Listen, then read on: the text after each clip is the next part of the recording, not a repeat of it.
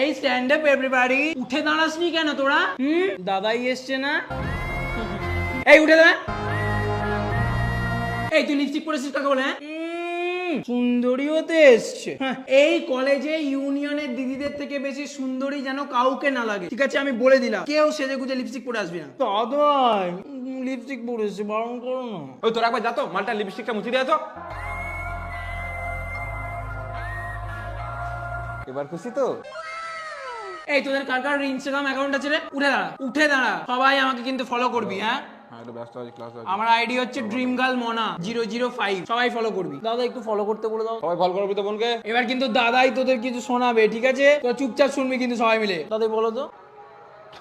আগামী 32শে জুলাই আমাদের কলেজে একটা মিছিলের আয়োজন করা হয়েছে, তাই আমি চাই এই ক্লাসের সব কটা মেয়ে যেন মিছিলে উপস্থিত থাকে। কারণ তোরা জানিস তো আমি মেয়েদের মা বোনেদের চোখেই দেখি, যেমন আমার মনাকে আমি বোনের চোখেই দেখি। বল মনা? কোথায় গেল? এই যে তুই, তোকে কিন্তু দাদাইয়ের পছন্দ। দাদাই কি বলছে একটু দেখ। তুই তো কাল ওই ফিলোসফি ডিপার্টমেন্টের রাহুলের সঙ্গে ঘুরছিলিস। আজ থেকে যেন ওস্তাদের দোকান না দেখতে পাই, আর বেশি বাড়াবাড়ি করলে ঘরে ছেলে ঢুকিয়ে দেবো, মাথায় থাকে যেন। একদম ঢুকিয়ে দেবো। চলো তো দাদাই।